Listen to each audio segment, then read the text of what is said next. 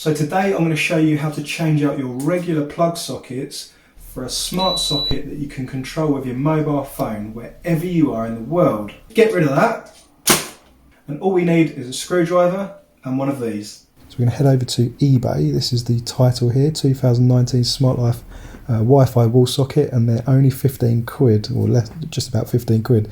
Here's the details. You've got the measurements. They have voice control, so you can control them with Google or Alexa or any of those. And the diagrams, the wiring up diagram, and that's what the socket looks like. So what we're going to do is we're going to start with our electric tester, and we'll put it into the socket and switch it on. This is going to give us a buzz and tell us how things should look. So you can see there's two lights there and there's a tone coming. So we're going to switch it on, run downstairs, and we're going to turn off the trip switch to make sure there's no power going to the socket at all.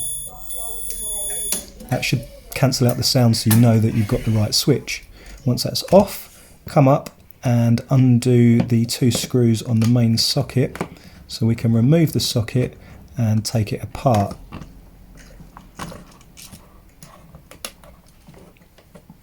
So once you've taken it off, you can see the different wires. Live, neutral, and earth. So with the live, neutral and earth, you want to make a note of which one of these is which colour, so when you transfer them over you get them exactly the same. So we're going to take these screws out to remove the socket.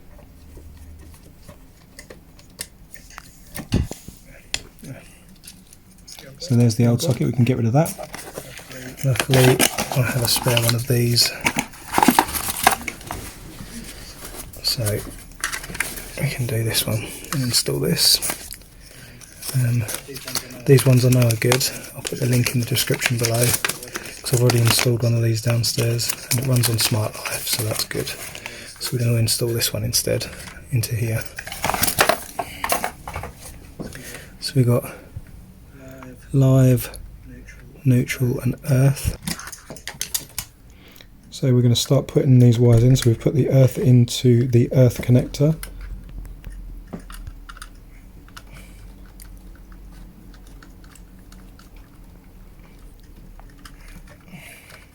The neutral into the neutral connector, and now the live into the live connector.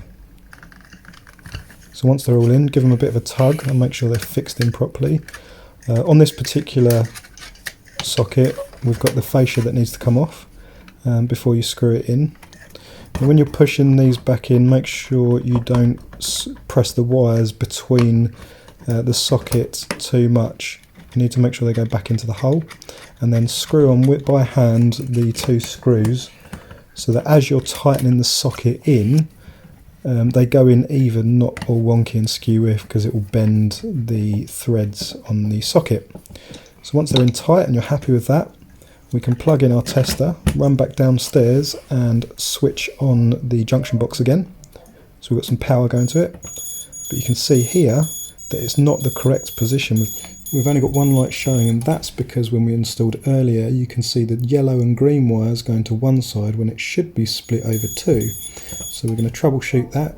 Don't forget to switch off the junction box before removing any of the sockets again. So as you can see here, we've got the two yellow and green wires. So we're going to remove those, undoing this screw, and then move it over to the other side, reconnect this side, and then connect the other side on so the earth is split over the two earth positions. This is different from the original socket that we removed, so it's good to troubleshoot these things, and this is how it should look.